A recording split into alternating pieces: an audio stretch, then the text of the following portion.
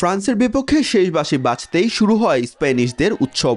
মাদ্রিদের fan zone থেকে যুক্তরাষ্ট্র শত শত সমর্থক ভিভা স্প্যানিয়া ও ইয়োসো স্পানিয়ল স্লোগানে নেচে গিয়ে উদযাপন করেন ফাইনালে ওঠার আনন্দ। কারো কাঁধে স্পেনের পতাকা, কেউ আবার ট্রাম্পেট আর ড্রাম বাজিয়ে তৈরি করেন উৎসব মুখর পরিবেশ।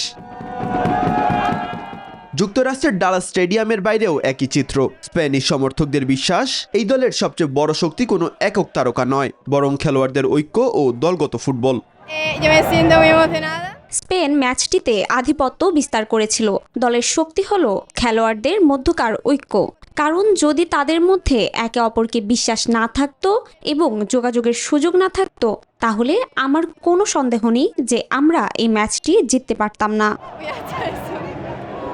অন্যদিকে হতাশ ফরাসি সমর্থকদের মুখেও ফুটেছে প্রতিপক্ষের প্রশংসা। যুক্তরাষ্ট্রের ১ নম্বর জিম চেইন গোল্ডস জিম এখন আবারও বাংলাদেশে। বসুন্ধরা আবাসিক এলাকা ও বসুন্ধরা সিটি শপিং মলে। তারা বলেন এখন পর্যন্ত স্পেনই ছিল সেরা দল। প্রথমত স্পেনকে অভিনন্দন। যদিও আমি ফ্রান্সকে সমর্থন করছিলাম, আমার মনে হয় কৌশলের দিক থেকে আজকের খেলায় তাদের আরো ভালো প্রস্তুতি থাকতে পারত। শেষ পর্যন্ত স্পেনই ভালো খেলেছে। জানেন তো, এটাই ফুটবলের অংশ, এটাই হয়ে থাকে।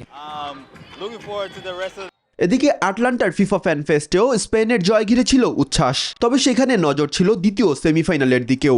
আর্জেন্টিনা ও ইংল্যান্ডের সমর্থকরা দলের জয় প্রত্যাশা করেন, আর কেউ চান স্পেন আর্জেন্টিনার ফাইনাল। আমি স্পেনের জন্য খুশি, কিন্তু আমরা এখনো খেলিনি। আমাদের এখনো ইংল্যান্ডকে হারাতে হবে। আমাদের সতর্ক থাকতে হবে। বিশ্বকাপের শিরোপা নির্ধারণী লড়াইয়ের অপেক্ষা শুধু একটি ম্যাচের। আর্জেন্টিনা নাকি ইংল্যান্ড, কি হবে স্পেনের শেষ বাধা, তারই অপেক্ষায় ফুটবল বিশ্ব। মাহাদি ইমরান, নিউজ 24।